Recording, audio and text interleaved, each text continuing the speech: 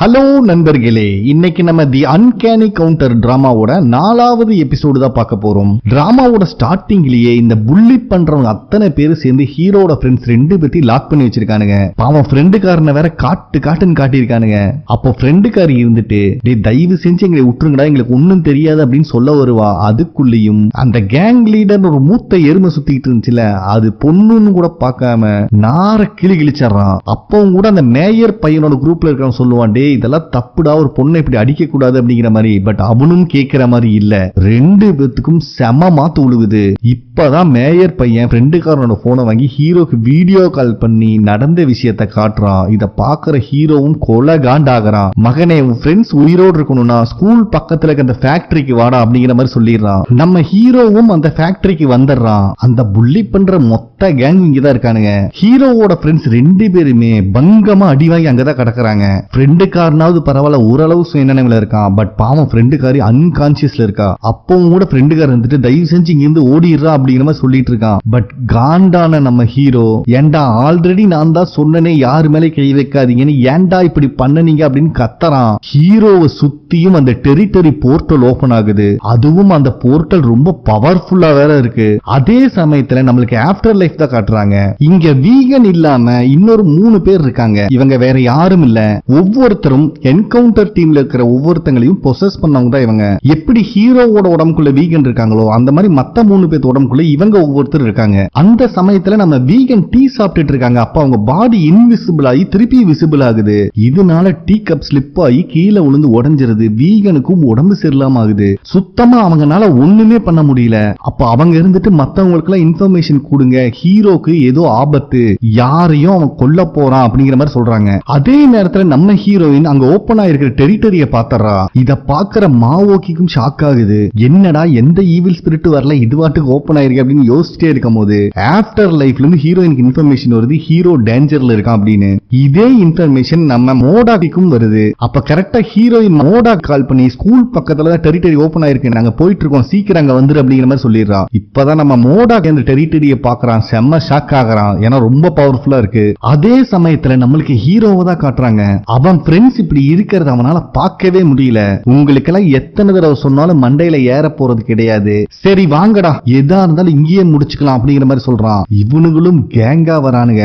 நம்ம ஹீரோ பாரம்பட்சம் பார்க்காம கிழிச்சு தொங்க விடுறான் ஒவ்வொருத்தனையும். அதுலயும் டீம் லீடர்னு சொல்லிட்டு சுத்திட்டு இருப்பான் பாத்தீங்களா, அவனுக்கு எல்லாம் கண்ணா பின்னான்னு உழுது அடி. கடைசியா மிச்சம் இருக்கிறது மேயரோட பையன். இவனைவாவது விட்டுருவான்னு பார்த்தா, நீ அடிச்சா திருப்பி அடிப்பேன் நான் தான் சொன்னனே, கேட்க மாட்டியாரான்னு சொல்லி அடிக்கிறான். வாய் முகரையெல்லாம் கிழிஞ்சு ரத்தம் வருது. கரெக்டா நம்ம மோடாக் வந்து ஹீரோவை தடுத்துறாரு. இப்பதான் ஹீரோ சுய நினைவுக்கே வரான், ஓரளவு கண்ட்ரோல் ஆகி.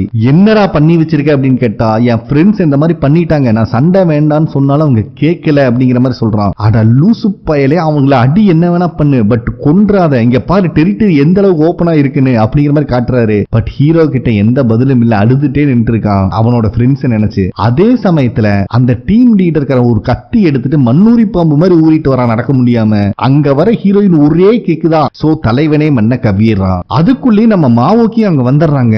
என்னடா பண்ணி வச்சிருக்க, இப்படி எல்லாம் நம்ம பவரை யூஸ் பண்ண கூடாதுடா அப்படிங்கிற மாதிரி சொல்லிட்டு இருக்காங்க. பட் அந்த டெரிட்டரியும் க்ளோஸ் ஆயிருது. அப்ப மாவோக்கி இருந்துட்டு ஹீரோவோட ஃப்ரெண்ட்ஸ் 2 பேரும் அடிபட்டு கிடக்கிறத பாக்குறாங்க. ஹீரோ தான் இவங்களை அடிச்சிருக்கான்னு நினைச்சிட்டு, ஏண்டா ஒரு பொண்ணுன்னு கூட பக்கம் புடமாத்து வச்சிருக்கீங்க அப்படிங்கிற புலம்பிட்டு இருக்காங்க. அப்ப மாவோக்கி தான் எல்லா விஷயத்தையும் சொல்றாரு. இவங்க ஃப்ரெண்ட்ஸை புள்ளி பண்ணனாலதான் ஹீரோ ஓவர் எமோஷன் ஆயிட்டான், அதனாலதான் இந்த விஷயம் நடந்துச்சு அப்படிங்கிற மாதிரி. நம்ம மாவோக்கியும் ஃப்ரெண்ட்ஸ் 2 பேத்தையும் ஹீல் பண்ணலான்னு பார்த்தா, அதுக்குள்ளே போலீஸ்காரங்க வந்துட்டு இருக்காங்கன்னு ஹீரோயின் சொல்லிடுறா. சரி இப்பத்துக்கு வேற வழி இல்ல, எல்லாத்தோட மெமரி மட்டும் எரேஸ் பண்ணிடலாம் அப்படிங்கிற மாதிரி சொல்றாங்க. பட் ஹீரோ ஒத்துக்கிற மாதிரி இல்ல, நீங்க கிளம்பிருங்க, இந்த பிரச்சனைக்கெல்லாம் நான் தான் காரணம், சோ இதுக்கான பனிஷ்மெண்ட் நான் அனுபவிச்சுதான் ஆகணும் அப்படிங்கிற மாதிரி சொல்றான். டே பைத்திய மாதிரி பண்ணிட்டு இருக்காதடா, இது ஒரு சின்ன விஷயம், நீயா காம்ப்ளிகேட் பண்ணிக்காத அப்படிங்கிற மாதிரி சொல்றாங்க.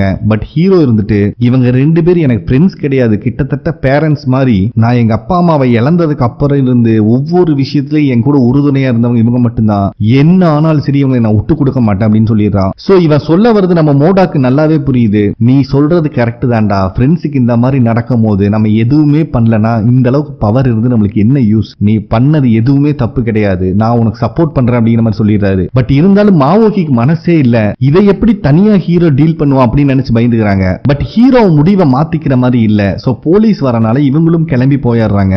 சோ நம்ம ஹீரோ ஹீரோ ஃப்ரெண்ட்ஸு கூடயே தான் உட்காந்துட்டு இருக்கான். அங்க வர போலீஸ்காரங்களும் ஹீரோவை பாத்துறாங்க. தயவு செஞ்சு ஆம்புலன்ஸுக்கு மட்டும் போன் பண்றீங்களா அப்படின்னு போலீஸ்காரே கேட்டுட்டு இருக்கான் நம்ம ஹீரோ. அதே சமயத்துல இவங்க 3 பேர் காருக்கு வந்துடுறாங்க. அப்ப நம்ம மாவோக்கி இருந்துட்டு இவனுக்கு பேரண்ட்ஸ் இல்லாதனால எல்லா விஷயத்தையும் தானா ஹேண்டில் பண்ணி பழகி இருக்கான், அதனாலதான் இப்படி இருக்கான் அப்படிங்கிற மாதிரி சொல்றாங்க. அது மட்டும் இல்லாம இது கண்டிப்பா ஹீரோக்கு பெரிய ப்ராப்ளத்தை கிரியேட் பண்ணும். ஏன்னா ஸ்கூல் சைடுல எப்படி பார்த்தாலும் பணக்கார பசங்களை ஒரு மாதிரியும் ஏழை பசங்களை ஒரு மாதிரி தான் ட்ரீட் பண்ணுவாங்க. அதனால கண்டிப்பா இந்த கேஸ்ல இருந்து பணக்கார பசங்க வெளியே வந்துருவாங்க, இவன் மாட்டிக்குவான் அப்படின்னு சொல்லிட்டு இருக்காங்க. அப்ப ஹீரோயின் இருந்துட்டு இந்த விஷயம் ஹீரோக்கு ஹெல்ப் பண்ணலனா நம்ம கையில தான் இன்னொரு விஷயம் இருக்கே அப்படிங்கிற மாதிரி சொல்றா. அட் அ டைம்ல 3 பேரும் மொபைலை வெளியே எடுக்கிறாங்க. இத பாக்குற மோடாக்கே ஷாக் ஆகுறான். அப்ப நான் நினைச்சதா நீங்களும் நினைச்சீங்களா அப்படிங்கிற மாதிரி கேட்டுட்டு இருக்கான். சோ ஹீரோவை காப்பாத்துறதுக்கு இவங்க என்ன பிளான் பண்ண போறாங்கன்னு தெரியல. ஹீரோயினும் யாருக்கோ கால் பண்றா, இந்த விஷயத்தை முடிக்கணும்னா நம்ம பாஸ் வந்தே ஆகணும் அப்படின்னு சொல்லிட்டு. அதே நேரத்தில் நம்ம ஹீரோவோட தாத்தா பாட்டி தான் காட்டுறாங்க. இவங்களுக்கு நடந்த விஷயம் எதுவுமே இப்போ வரைக்கும் தெரியல. சர்ச்சில் உட்காந்து ஹீரோக்காக ப்ரே பண்ணிட்டு இருக்காங்க. இப்ப எல்லாருமே போலீஸ் ஸ்டேஷன்ல தான் இருக்கானுங்க. அப்ப இந்த ஸ்கூல்ல சேர்ந்த டீச்சர் ஒருத்தர் ஸ்கூலோட சேர்மேன் கால் பண்ணி நம்ம ஸ்கூல்ல சேர்ந்த ஒரே ஒரு பையன் அத்தனை பேரையும் படுக்க வச்சு பாட கட்டி இருக்கான், இதுக்கும் 11th கிரேட் தான் படிச்சிட்டு இருக்கான் அப்படிங்கிற மாதிரி சொல்லிட்டு இருக்காரு. அதுக்குள்ளேயே இவங்களோட பேரண்ட்ஸ் எல்லாம் வந்துடுறாங்க. ஸ்கூல்ல அவ்வளவு மாசா புள்ளி பண்ணிட்டு இருந்தவனுங்க சின்ன குழந்தை மாதிரி என்னை இவன் அடிச்சுட்டான்னு அழுதுகிட்டே போறானுங்க அப்பா மாட்ட பாவம். சோ வந்திருக்கிற பேரண்ட்ஸுக்கு கோவம் தாங்க முடியல. யாரா என் பையன் இப்படி பண்ணது, எல்லாத்தையும் வர சொல்லுங்கடா அப்படி இப்படின்னு கத்திட்டு இருக்காங்க. அப்ப நம்ம ஹீரோ வந்துட்டு நான் தான் பண்ணேன், என்னை மன்னிச்சிருங்க அப்படின்னு சொல்றான் அசால்ட்டா. ஒரு லேடி இருந்துட்டு நீ ஒத்துக்கிட்ட, மத்தவங்களை கூப்பிடு, எங்க ஒளிஞ்சிருக்கானுங்க அப்படிங்கிற மாதிரி கேட்டுட்டு இருக்காங்க. அப்ப ஸ்கூல் டீச்சர் இருந்துட்டு தப்பா நினைக்காதீங்கமா, இவன் ஒருத்தன் தான் உங்க அத்தனை பேர் பையனுக்கும் பொங்க வச்சிருக்கான் அப்படிங்கிற மாதிரி சொல்றாரு. இத கேட்கிற எல்லாரும் டெட் ஷாக் ஆகுறாங்க. அதுல ஒரு பையனோட அப்பா மட்டும் மகனை என்ன நடந்தாலும் சரி இந்த கேஸை நான் செட்டில் பண்ண போறதே கிடையாது, லைஃப் டைம் உன்னை ஜெயில போறேன்டா, உங்க தாத்தா பாட்டி என் காலில் விழுந்து கெஞ்சினாலும் நான் கேஸை வாபஸ் வாங்க மாட்டேன் அப்படின்னு பேசிட்டு இருக்காரு. இதை கேட்டுட்டு இருக்காரு நம்ம ஹீரோ. ஏன் தாத்தா பாட்டி எதுக்குடா உங்க காலில் விழுந்து கெஞ்சணும் அப்படிங்கிற மாதிரி கேட்டுறான். சோ கோவமான அந்த பேரண்ட் ஹீரோட மூஞ்சிலேயே ஒரு பஞ்சு விட்டுறாரு. அதோட நிறுத்தாம இந்த பையனை இப்பவே ஜெயில புடிச்சு போடணும் அப்படின்னு கத்திட்டு இருக்காரு. அப்போ பின்னாடி இருந்து ஒரு சத்தம் கேக்குது, யாரடா ஜெயில போடணும் அப்படின்னு. எல்லாரும் திரும்பி பார்த்தா மரண மாசம் நம்ம ஜாங் என்ட்ரி கொடுக்கிறாரு, கூடவே ஹீரோயின் வேற.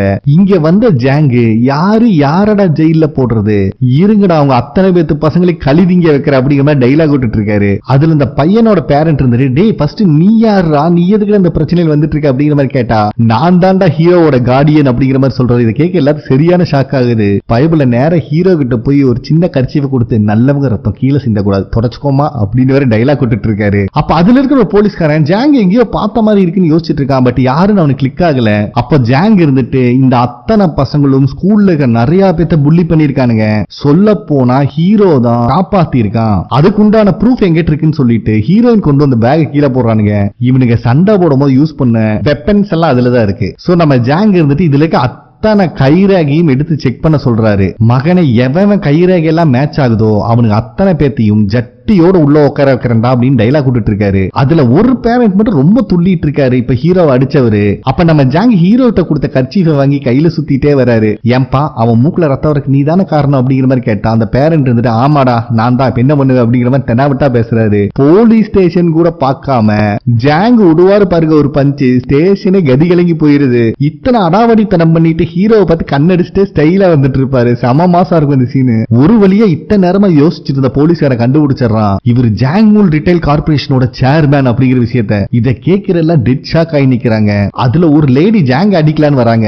பட் நம்ம ஜாங் தப்பு நான் லேடிஸ் மேல கை வைக்க மாட்டேன் போயிருங்க அப்படின்னு டைலாக் விட்டுட்டு இருக்காரு. அப்ப அந்த ஸ்கூல் டீச்சர் இருந்துட்டு நம்ம ஹீரோ கிட்ட வந்து நீ அடிச்ச எல்லாத்துக்கிட்டையும் மன்னிப்பு மட்டும் கேட்டு இந்த பிரச்சனையை முடிச்சிடலாம் அப்படிங்கிற மாதிரி சொல்லிட்டு இருக்காரு. அப்ப கரெக்டா ஹீரோட ஃப்ரெண்ட்ஸ் வந்துடுறாங்க. முடியவே முடியாது, அவனுக்கு ரொம்ப நாளா புள்ளி பண்ணிட்டு இருந்தாங்க, உங்ககிட்ட கம்ப்ளைண்ட் பண்ணாலும் எடுத்துக்கிற மாதிரி இல்ல, இப்ப எதுக்கு என் ஃப்ரெண்டு மன்னிப்பு கேட்கணும் அப்படிங்கிற மாதிரி சொல்லிட்டு இருக்கா ஃப்ரெண்டுகாரி. இதுல இந்த டீச்சருக்கு வேற காண்டாகுது. சரி உங்க 2 பேருக்கு அடிபட்டு இருக்கு, நீங்க இந்த ஹாஸ்பிடல் போங்க அப்படின்னு அனுப்பி வைக்க ட்ரை பண்ணிட்டு இருக்காரு. இத பாக்குற ஜாங் இன்னும் காண்டாகிறாரு. தம்பி இங்க வாங்க ஃபர்ஸ்ட் ஒரு நிமிஷம் அப்படின்னு டீச்சரை கூப்பிடுறாரு. இந்த மாதிரி கம்ப்ளைண்ட்லாம் வரும்போது நீங்க முதல்ல ஸ்டெப் எடுத்திருந்தா இங்க வந்து நின்று இருக்காது. ஃபர்ஸ்ட் டீச்சர்ஸ் எல்லாம் ஸ்டூடெண்ட்க்கு என்ன ப்ராப்ளமோ அதை கவனிங்க. நீங்களே இவ்வளவு கரப்டடா இருந்தா உங்க கிட்ட இருந்து உருவாகிற ஸ்டூடெண்ட் எந்த லட்சணத்துல இருப்பான் அப்படின்னு வாருன்னு வாடுறாரு ஜாங். அது மட்டும் இல்லாம அந்த அத்தனை பேரண்ட்ஸையும் பார்த்து மேயரோட பையனும் இந்த கேங்ல இருக்கான்னு கேள்விப்பட்டேன், நீங்க எல்லாம் அந்த தைரியத்திலே ஆடிட்டு இருக்கீங்க, நல்லாவே தெரியுது.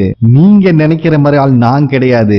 மேயர் மட்டும் இல்ல, எவன் வந்தாலும் இந்த கேஸ நான் விட மாட்டேன். ரொம்ப வருஷமா இந்த ஸ்கூல்ல புள்ளி பண்ணிட்டு இருக்காங்க. அந்த அத்தனை கேஸையும் இன்வெஸ்டிகேட் பண்ணியே ஆகணும். அது எல்லாத்துக்குமே ஐ விட்னஸ் அதே ஸ்கூல்ல இருக்காங்க. நிறைய ஸ்டூடெண்ட்ஸை பிசிக்கலாவும் அடிச்சு துன்புறுத்தி இருக்காங்க அப்படிங்கிற மாதிரி மரண மாசம் ஒரு ஸ்பீச்சை கொடுக்கிறாரு. யாருகிட்டையும் எந்த பதிலும் இல்ல பாவம். சோ நெக்ஸ்ட் ஜாங்கும் ஹீரோயின் தான் ஹீரோ கொண்டு வந்து அவங்க வீட்டுல டிராப் பண்றாங்க. அப்ப ஹீரோ மனசார ஜாங்குக்கு தேங்க்ஸ் சொல்றான். பட் நம்ம ஜாங் இருந்துட்டு அதெல்லாம் ஒன்னும் பிரச்சனை கிடையாது, நீ வேட்டைக்காரன் டீம்ல இருக்க, மறந்துடாத, உன்னோட வேலையில மட்டும் நீ போக்கஸ் பண்ணு, என்ன மாதிரி ப்ராப்ளம் வந்தாலும் உன் பின்னாடி நான் இருப்பேன் அப்படிங்கிறாரு. இதை கேட்கிற ஹீரோக்கு செம ஹாப்பி ஆயிருது. சோ நம்ம ஹீரோ வீட்டுக்குள்ள என்ட்ரானா அவங்க பாட்டி தாத்தா பதட்டத்தோட நின்று இருக்காங்க. இந்த மாதிரி ஸ்கூல்ல இருந்து போன் வந்துச்சு, நீ ஏதோ சண்டை போட்டு மாட்டிக்கிட்டியாமா அப்படிங்கிற மாதிரி கேக்குறாங்க. நம்ம ஹீரோ அதெல்லாம் ஒன்னும் பிரச்சனை இல்ல, எல்லாமே சால்வ் ஆயிடுச்சு அப்படின்னு சொல்லி ரெண்டு பேர்த்தையும் சமாதானப்படுத்துறான். அதுக்கப்புறம் அவங்க தாத்தா கிட்டையும் கால் சரியாயிருச்சு அப்படிங்கிற விஷயத்த நடந்து காட்டி ப்ரூவ் பண்றான். இத பாக்குற ரெண்டு பேத்துக்கு ரொம்ப சந்தோஷமாயிருது. ஏன்னா அந்த ஆக்சிடென்ட்க்கு அப்புறம் கிட்டத்தட்ட 7 வருஷத்துக்கு அப்புறம் ஹீரோ நடந்திருக்கான் ஸ்டிக் இல்லாம. சோ இவங்க ஓவர் எமோஷன் ஆனால நம்ம ஹீரோ தான் கட்டி பிடிச்சு சமாதானப்படுத்திட்டு இருக்கான். இந்த எல்லா விஷயத்தையும் ஜாங்கும் ஹீரோயினும் பக்கத்திலேயே ஒளிஞ்சிருந்து பார்த்துட்டு தான் இருக்காங்க. இத பாக்குற ஹீரோயின் தான் ஓவர் எமோஷன் ஆகுறா. நெக்ஸ்ட் சீன்ல மோடாக்க தான் காட்டுறாங்க. பைபிளுக்கு தூக்கமே வர மாட்டேங்குது, அதனால ஒர்க் அவுட் பண்ணிட்டு இருக்கான். சும்மா சொல்லக்கூடாது, பாடி நல்லா செதுக்கி வச்சிருக்கான் மோடாக்கு. இத பாக்குற மாவோக்கிக்கு நல்லாவே புரிஞ்சிருது பைபிள் அப்செட்டா இருக்கான் அப்படின்னு. என்னடா விஷயம் கேட்டா, என்னை யாரோ கொண்டிருக்காங்க, பட் அவனோட ஃபேஸ் கூட எனக்கு ஞாபகத்துக்கு இல்ல. அந்த சமயத்துல அப்படி நான் என்ன கேஸ்ல தான் ஒர்க் பண்ணிட்டு இருந்தேங்கிறது எனக்கு இப்ப வரைக்கும் தெரியல. சோ என்னை கொல்ற அளவுக்கு பெரிய அளவு கூட நான் மோதி இருக்கனா அப்படிங்கறத யோசிச்சு பார்த்தாலும் எனக்கு பதில் கிடைக்கல அப்படின்னு புலம்பிட்டு இருக்கான். சரி இதெல்லாம் விட்டு தள்ளு, நேத்து போலீஸ் ஸ்டேஷன் போனே என்னாச்சு அப்படின்னு கேக்குறாங்க. அப்பதான் இவன் வாங்கி இந்த கேஸ் ஃபைலையும் பாக்குறாங்க. அப்ப மோடாக்கு இருந்துட்டு ஹீரோ அப்பாவோட விசிட்டிங் கார்டை எடுத்து கொடுக்கறான். அதுல இருக்கிற பேரை பார்த்தோம்னா நம்ம மாவோக்கிக்கே ஷாக் ஆகுது. மோடாக்கு இருந்துட்டு 7 வருஷத்துக்கு முன்னாடி நான் ஹாஸ்பிட்டல்ல இருந்து கண்ணு முழிச்சதுக்கு அப்புறம் என்னோட கோர்ட் பாக்கெட்ல இருந்துச்சு அப்படின்னு சொல்றான். சோ நம்ம மாவோக்கிக்கு நல்லாவே புரிஞ்சிருது மோடாக்கும் ஹீரோவோட அப்பாக்கும் சம்பந்தம் இருக்கு அப்படின்னு. அப்ப மோடாக்கு இருந்துட்டு நாங்க ரெண்டு பேரும் கேஷுவலா பிசினஸ் கார்டு சேஞ்ச் பண்ணிருக்கோமா இல்ல உண்மையாலுமே க்ளோஸா இருந்திருக்கோமான்னு எனக்கு புரியல. ஆனா அந்த அன்னைக்கு எங்க ரெண்டு பேத்துக்குமே மிஸ்டீரியஸான ஆக்சிடென்ட் நடந்திருக்கு அப்படின்னு சொல்றான். சோ நம்ம மாவோக்கி இருந்துட்டு கண்டிப்பா இது கோஇன்சிடென்ட்டா இருக்க சான்ஸ் இல்ல அப்படின்னு சொல்றாங்க. நம்ம மோடாக்கும் அதே டவுட் தான் இருக்கு. ஏன்னா இந்த ரெண்டு கேஸையும் போலீஸ் ஹேண்டில் பண்ண விதம் சரியில்லை. அது மட்டும் இல்லாம என்னைய கொலை பண்ண ட்ரை பண்ணதும் ஹீரோவோட பேரண்ட்ஸ கொலை பண்ணதும் ஒரே ஆளா இருக்க சான்சஸ் இருக்கு அப்படின்னு சொல்றான். அப்பதான் மோடாக்கு லேடி டிடெக்டிவ் கிட்ட பேசின விஷயத்தை யோசிச்சு பார்க்கறான். ஏன்னா இவங்க இந்த கேஸை பர்பஸ்ஃபுல்லா க்ளோஸ் பண்ணிருக்காங்க அப்படிங்கிறது இவனுக்கு தெரியுது. சோ இத நான் சும்மா விட மாட்டேன், இதனால ஒரு பையன் அப்பா அம்மா இழந்து கஷ்டப்பட்டு இருக்கான், உங்க யாருக்குமே எந்த கவலை இல்ல அப்படிங்கிற மாதிரி கேட்கிறான். அதுக்கு லேடி டிடெக்டிவ் வந்துட்டு, ஏண்டா ஒரு நாள் திடீர்னு ஹாஸ்பிட்டல்ல இருந்து காணாம போயிட்ட, இவ்ளோ வருஷம் கழிச்சு நீ வந்து மெமரிஸ் எதுவுமே ஞாபகத்துக்கு இல்லன்னு சொல்ற, இப்ப நான் என்ன பண்ணட்டும்? இதுக்கு ஒரே ஒரு பதில் தான் சொல்ல முடியும், நீ மெமரிஸ் எல்லாம் எப்படி இந்த 7 வருஷம் வாழ்ந்தியோ இனிமேல் அப்படியே வாழ்ந்துரு, அதுதான் உனக்கு நல்லது அப்படின்னு சொல்லிட்டு அங்கிருந்து கிளம்ப பாக்குறா. ரொம்ப எமோஷனலா. அப்ப மோடாக்கு இருந்துட்டு, இதுக்கு மேல என்னால அப்படி இருக்க முடியாது, கேஸ் ஃபைல்ல என்னோட மொபைல் கண்டுபிடிச்சிருக்கீங்கன்னு போட்டிருக்கீங்க, சோ நாளைக்கு நான் வருவேன், என்னோட மொபைல் எனக்கு வேணும், இல்ல காணாம போச்சு கால் முளைச்சு நடந்து போச்சுன்னு கதை சொன்னீங்கன்னா கண்டிப்பா நான் பெரிய பிரச்சனை பண்ணுவேன் அப்படிங்கிற மாதிரி சொல்லிடுறான். நம்ம லேடி டிடெக்டிவ் இத பத்தி நினைச்சு ஃபுல் அப்செட்டா உட்கார்ந்துட்டு இருக்கும்போது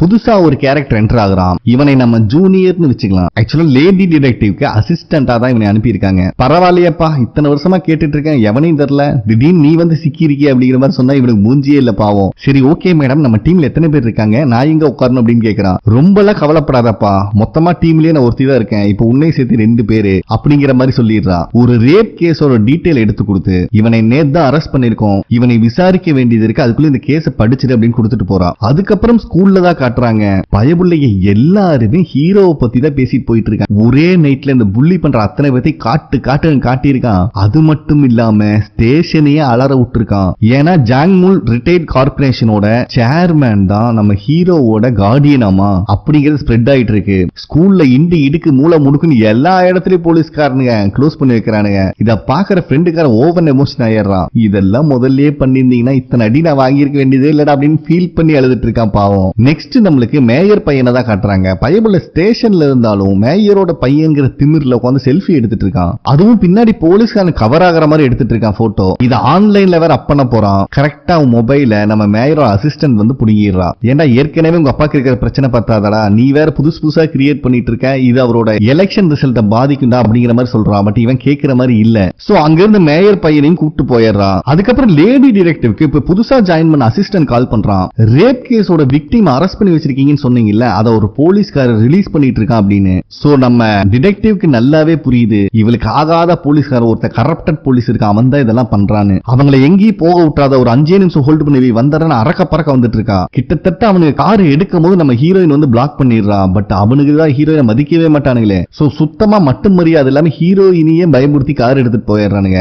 காண்டான ஹீரோயின் நேர சீஃபோட ரூமுக்கு தான் வரா. எப்படி நான் ஹேண்டில் பண்ற கேஸ்ல இருக்கிற விக்டிமை நான் விசாரிக்காம அனுப்புவீங்க அப்படின்னு சீஃபை புடிச்சு கத்துறா. அதுக்குள்ளேயே அந்த போலீஸ்காரனும் அங்க வந்துடுறான். நீ தப்பா புரிஞ்சிட்டு இருக்காமா, அவங்க 2 பேர் டேட்டிங் பண்ணிட்டு இருந்தாங்க, அவன் ரேப் எல்லாம் பண்ணல, நான் விசாரிச்சுட்டேன், அதனாலதான் ரிலீஸ் பண்ணிட்டேன் அப்படின்னு அசால்ட்டா சொல்லிட்டு போயிடுறான். பட் நம்ம சீஃப் இருந்துட்டு நீ பொறுமையா ஹேண்டில் பண்ணு, என்னதான் இருந்தாலும் அவன் உன்னோட சீனியர், எதுவா இருந்தாலும் அவன் அப்ரூவ் பண்ணாதான் என் டேபிளுக்கே வரும், நீ டைரக்டா என்கிட்ட வர முடியாது அப்படிங்கிற மாதிரி நம்ம லேடி டிடெக்டிவ் சமாதானம் பண்ண ட்ரை பண்ணிட்டு இருக்காரு. ஆனா நம்ம லேடி டிடெக்டிவ் இருந்துட்டு இவன் ரொம்ப ரொம்ப கரெக்டான போலீஸ் ஆபீசர் எல்லாத்துக்குமே தெரியும். பட் ஏன் அவனுக்கு இவ்வளவு பிரியாரிட்டி கொடுக்குறீங்கன்னு எனக்கு புரியல அப்படின்னு கத்துன்னு கத்திட்டு இருக்கா. இதுல காண்டான சீஃப் லேடி டிடெக்டிவ் பிடிச்சு கத்தி விட்டுறாரு. நான் எதுவும் பண்ண முடியாது, உங்ககிட்ட ஆதாரம் இருந்தா வந்து பேசு அப்படிங்கிற மாதிரி சொல்லிடுறாரு. சோ செம காண்டான லேடி டிடெக்டிவ் மோடாக் கேட்ட மாதிரி அவனோட போனை எடுத்துறா லாக்கர்ல இருந்து. அப்பதான் ஒரு பிளாஷ்பேக் காட்டுறாங்க.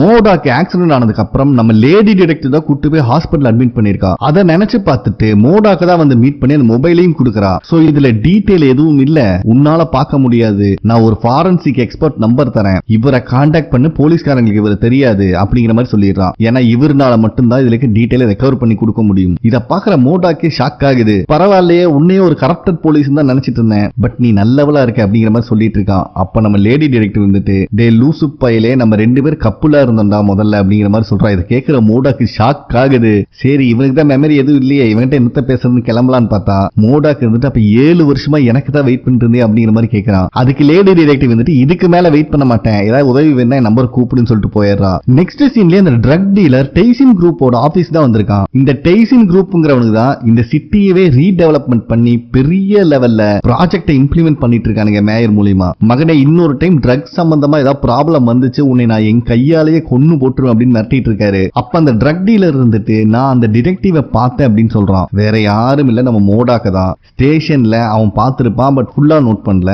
ஏன்டா அவன் தான் ஆல்ரெடி செத்துட்டான்னு சொன்னி இப்ப எப்படி வருவான் அப்படிங்கிற மாதிரி கேட்கிறாரு. பாஸ் ஒரு நிமிஷம் இருக்க, கோவப்படாதீங்க, நான் பார்த்தது அவன் இல்ல, அவனை மாதிரியே இருந்தான் அப்படிங்கிற மாதிரி ட்ரக் டீலர் சொல்லிட்டு இருக்கான். அதே நேரத்தில் ரெஸ்டாரண்ட்ல இவங்க எல்லாம் இவங்க வேலையை செஞ்சுட்டு இருக்கும் போது நம்ம மாவோக்கிய ஆஃப்டர் லைஃப்ல இருந்து கான்டாக்ட் பண்றாங்க. ஹீரோ இது பார்த்தது இல்ல, அதனால என்ன நடக்குதுன்னு அவனுக்கு புரியல. அப்ப ஹீரோயின் தான் சொல்றான் அவங்க இப்படிதான் ஆஃப்டர் லைஃப்ல இருந்து நம்ம கூட கான்டாக்ட் பண்ணி பேசுவாங்க அப்படிங்கிற மாதிரி. பட் பேசிட்டு இருக்கிற மாவோக்கியோட ஃபேஸே மாறுது. என்னப்பா சொல்ற அப்படிங்கிற மாதிரி கேட்டுட்டு இருக்காங்க. ஆஃப்டர் லைஃப்ல இருந்து பேசிட்டு இருக்கிறவரு லாஸ்டா ஸ்கூல் கிட்ட நடந்த சம்பவத்துல ஹீரோனால அவனோட எமோஷனை கண்ட்ரோல் பண்ண முடியாம போச்சு. சோ அவனைய வேட்டைக்காரன் டீம்ல இருந்து நீக்கிறத பத்தி டிஸ்கஷன் போயிட்டு இருக்கேன், நான் அப்புறம் இன்ஃபர்மேஷன் கொடுக்குறேன் அப்படிங்கிற மாதிரி சொல்லிடுறாரு. நம்ம மாவோக்கிக்கு செம்ம காண்டாகுது. உடனே மோடாக்க கால் பண்ணி இங்க வர சொல்ல அப்படிங்கிற மாதிரி ஹீரோயின் சொல்றாங்க. சோ இவங்க பேசுறது வச்சே தெரியுது ஹீரோயினுக்கு ஏதோ பெரிய ப்ராப்ளம் அப்படின்னு. சோ இப்ப நம்மளுக்கு ஆஃப்டர் லைஃப்ல தான் காட்டுறாங்க. அங்க இருக்கிற லேடி இருந்துட்டு இதுக்கு மேல ஹீரோ வேட்டைக்காரன் அதாவது என்கவுண்டர் டீம்ல இருக்க கூடாது, அவனால அவனோட எமோஷன்ஸை கண்ட்ரோல் பண்ண முடியல அப்படிங்கிற மாதிரி சொல்லிட்டு இருக்காங்க. பட் மாவோக்கியோட ஆஃப்டர் லைஃப் பார்ட்னர் இருந்துட்டு தப்பு நடந்துருச்சு, இன்னொரு சான்ஸ் கொடுத்து பார்க்கலாம் அப்படிங்கிற மாதிரி சொல்றாரு. சோ அதே நேரத்தில் நம்ம மோடாக் வந்துடுறான். என்னதான் ஆச்சு, என்ன பிரச்சனை அப்படின்னு கேட்டா நம்ம ஹீரோயின் இருந்துட்டு பர்சனல் ரிவெஞ்சுக்காக கொடுத்த பவரை மிஸ்யூஸ் பண்ணனால ஹீரோவை இந்த பதவியிலிருந்து தூக்கறதுக்காக மீட்டிங் போயிட்டு இருக்கு அப்படின்னு சொல்றா. இதை கேட்கிற மோடாக் காண்டாகுது. இது எப்படி பர்சனல் ரிவெஞ்ச் ஆகும், 2 பேர்த்த சாகர அளவு கடிச்சிருக்கானுங்க ஸ்டீல் பைப் எல்லாம் வச்சு. இதை வேடிக்கை பார்த்து ஒன்னும் பண்ணாம இருந்தாத தப்பு, இவன் பண்ணது தப்பே இல்ல அப்படிங்கிற மாதிரி சொல்லிட்டு இருக்கான். அப்ப நம்ம ஹீரோ வந்துட்டு என்ன ஆனாலும் எனக்கு வேலை மட்டும் போக கூடாது, ஏன்னா எனக்கு வீகன் ப்ராமிஸ் பண்ணி கொடுத்திருக்காங்க, நான் இந்த வேலை கரெக்டா பண்ணா என்னோட பேரண்ட்ஸ் மீட் பண்ண வைக்கிறேன்னு சொல்லிருக்காங்க அப்படின்னு சொல்றான். இதை கேட்கிற மாவோக்கியே ஷாக் ஆகுறாங்க. ஏன்னா இவங்க யாருக்கும் இந்த மாதிரி ஒரு ஆப்ஷன் கிடைக்கல. அப்ப ஹீரோயின் வந்துட்டு எப்பதான் இவங்க மீட்டிங் முடியும், நம்ம எவ்வளவு நேரம் வெயிட் பண்றது அப்படிங்கிற மாதிரி சொல்லிட்டு இருக்கா. பட் நம்ம ஹீரோக்கு பொறுமை இல்ல. என்ன நடந்தாலும் சரி நானே அங்க போய் பாக்குறேன் அப்படின்னு டபால் நம்ம செஸ்ட்ல கையை வச்சோன்னே இங்க பாடி அன்கான்சியஸா கீழே விழுக போகுது. ஒரு வழியா ஹீரோயின் பிடிச்சிடறா. சோ நம்ம மாவோக்கினாலையும் இதை ஏத்துக்க முடியல. அவன் ஒரு சின்ன பையன், அவனுக்கு 2வது சான்ஸ் கொடுக்கறது ஒன்னும் தப்பு இல்ல, இரு நானும் போய் என்னன்னு கேட்டு பாக்குறேன் அப்படின்ட்டு மாவோக்கி செஸ்ட்ல கை வைக்கும்போது ஹீரோயின் கையை வைக்கிறா. சோ 2 பேர் ஆஃப்டர் லைஃப் போயிடுறாங்க. பாடி பொத்துன்னு உழுக போகும்போது நம்ம மோடாக் தான் பிடிக்கிறாரு.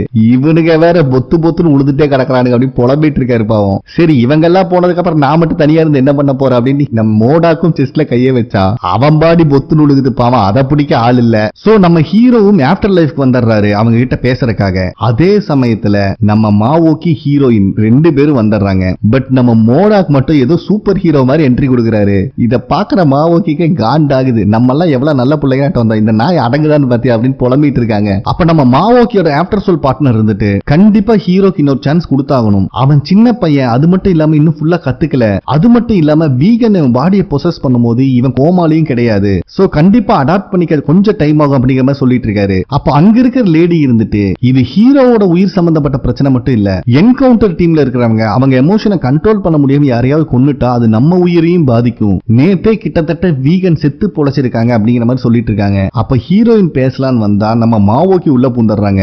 ஏமா உங்க உயிர் போறத பத்தி மட்டும் பேசிட்டு இருக்கியே, நாங்களும் எங்க உயிரை பணைய வச்சுதானே உங்களுக்காக வேலை செஞ்சுட்டு இருக்கோம். அப்படி பார்த்தா சியோல் உங்களுக்காக ஒர்க் பண்ணும் போது உயிரை விட்டாரு, அதுக்கு என்ன சொல்ல போறீங்க அப்படின்னு கேட்டா அவங்க கிட்ட பதில் இல்ல. சோ இவ்வளவு நடந்ததுக்கு அப்புறமும் நாங்க உங்களுக்காக தான் வேலை செஞ்சுட்டு இருக்கோம், அதை ஃபர்ஸ்ட் புரிஞ்சு நடந்துக்கோங்க அப்படிங்கிற மாதிரி சொல்லிடுறாங்க நம்ம மாவோக்கி. அது மட்டும் இல்லாம ஏமா அசால்ட்டா உங்க லைஃப் பத்தி மட்டுமே பேசிட்டு இருக்கியே, உங்களுக்காக வேலை செய்யற நாங்க எவ்வளவு கஷ்டப்படுறோம், எங்களுக்கு தான் அடிப்படுது, என்னைக்காவது வந்து கம்ப்ளைண்ட் பண்ணிருக்கமா? அதுவும் நார்மல் மனுஷங்க கிட்ட அடி வாங்கினா கூட பரவாயில்ல, ஈவில் ஸ்பிரிட்டுங்களே அந்த காட்டுது, என்னைக்காவது அழுதுட்டு வந்து உங்ககிட்ட நின்று இருக்கோம், பண்ண மாட்டோம், அழுதாலும் வெளியே சொல்ல மாட்டோம் அப்படின்னு டைலாக் விட்டுட்டு இருக்காங்க. சோ நீங்க ஹீரோக்கு இன்னொரு சான்ஸ் கொடுத்தே ஆகணும், ஏன்னா ஆல்ரெடி அவன் ஒரு உயிரையும் காப்பாத்தி இருக்கான் அப்படிங்கிற மாதிரி சொல்றாங்க. ஏன்னா ஒரு டைம் ஈவில் ஸ்பிரிட்டை பிடிக்க போகும்போது கொஞ்சம் லேட் ஆனாலும் சின்ன பையன் கிட்டத்தட்ட இறந்திருப்பான், ஹீரோ தான் ஃபர்ஸ்ட் எய்ட் பண்ணி காப்பாத்திருக்கான். சோ உங்களுக்காக இந்த அளவுக்கு வேலை செய்யற எங்களையும் நீங்க மதிச்சுதான் ஆகணும் அப்படின்னு கத்திட்டு இருக்காங்க.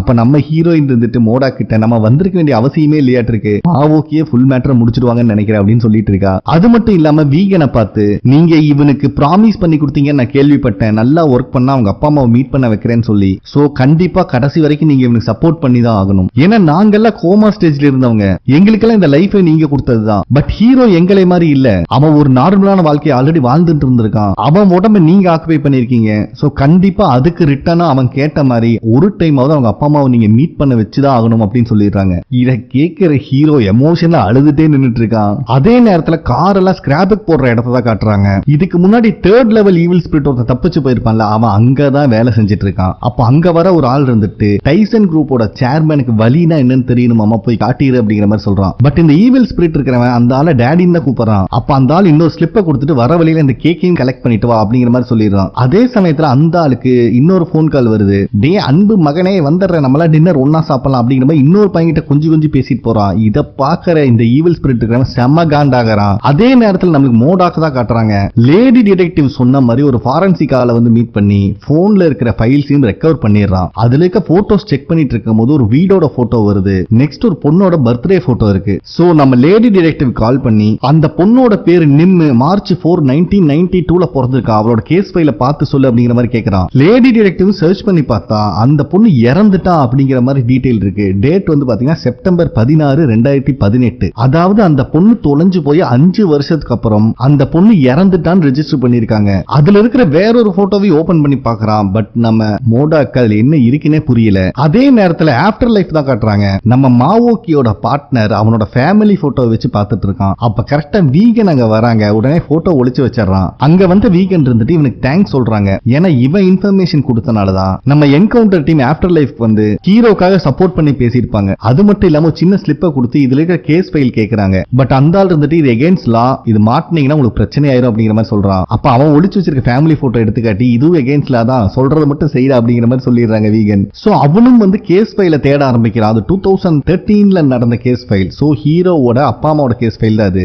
பட் அந்த லாக்கர்ல தேடினா 2011 இருக்கு, 12 இருக்கு, 14 இருக்கு, 13 மட்டும் காணோம். இத பாக்குற அவனுக்கே ஆச்சரியமா இருக்கு. அது எப்படா 13 ஃபைல் மிஸ் ஆகும் அப்படிங்கிற மாதிரி யோசிச்சுட்டு இருக்கான். அதே நேரத்துல நம்ம மோடாக்கும் மாவோக்கியும் போன்ல இருந்து ரெக்கவர் பண்ண போட்டோஸ் தான் பார்த்துட்டு இருக்காங்க. அப்ப கரெக்டா நம்ம ஹீரோயினும் அங்கதான் வரான். சில போட்டோ கிளியரா இல்ல, என்னடா இதுன்னு கேட்டா மேபி 7 வருஷத்துக்கு முன்னாடி நான் ஒர்க் பண்ண கேஸ் சம்பந்தமான போட்டோஸா இருக்கும் அப்படிங்கிற மாதிரி சொல்லிட்டு இருக்கான். அப்ப நம்ம மோடாக்கு ஒரு ஐடியா வருது, பேசாம நீ ஒன்னு பண்ணி இந்த மொபைலை நான் கையில வச்சுக்கிறேன், நீ என்னை டச் பண்ணி இதோட மெமரியில என்ன இருக்குன்னு சொல்லு அப்படிங்கிற மாதிரி கேட்கிறான். இது நம்ம ஹீரோயினுக்கே காண்டாகுது. டே லூசு பயலே, நான் உன் மெமரி தானே ரீட் பண்ண முடியும், மொபைலோட மெமரி எப்படா ரீட் பண்றது அப்படிங்கிற மாதிரி சொல்லிடுறா. சோ இவங்களுக்கும் எந்த லீடும் கிடைக்கல. அப்ப நம்ம மாவோக்கி இருந்துட்டு இந்த விஷயத்தை இதோட நிறுத்திடு, நம்மளுக்கு ஈவில் ஸ்பிரிட்டை பிடிக்கிறது மட்டும்தான் வேலை, ஆல்ரெடி ஹீரோ ஒரு பெரிய பிரச்சனை இப்பதான் வெளியே வந்திருக்கான். சோ திருப்பியும் மனுஷங்களோட ப்ராப்ளம்குள்ள தலையிட்டோம்னா என்ன வேணா நடக்கும் அப்படிங்கிற மாதிரி சொல்றாங்க. பட் மோடாக்கு இருந்துட்டு இவனுக்கெல்லாம் ஈவில் ஸ்பிரிட்டை விட மோசமானவனுங்க, நான் இறந்துட்டேன்னு நினைச்சிட்டு இருக்காங்க. அது மட்டும் இல்லாம ஒரு சின்ன பொண்ணை கொண்டிருக்கானுங்க, ஹீரோவோட பேரண்ட்ஸையும் கொன்னது அவங்களா இருக்கிறதுக்கான சான்சஸ் இருக்கு. சோ இத்தனை பேத்தை கொன்னவனுங்க ஈவில் ஸ்பிரிட்டை விட மோசமானவனுங்க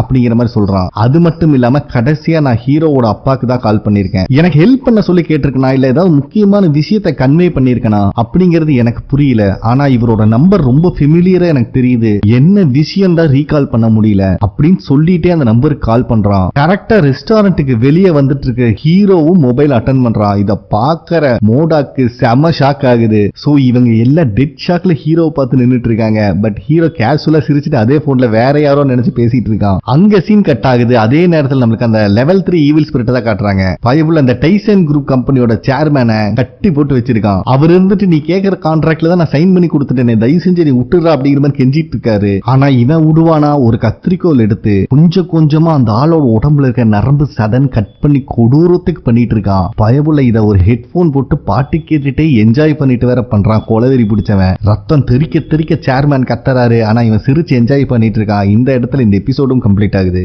ஓகே ஃப்ரெண்ட்ஸ், கண்டிப்பா உங்களுக்கு பிடிச்சிருக்கும் நம்புறேன். நெக்ஸ்ட் எபிசோட்ல மீட் பண்ணலாம். நன்றி.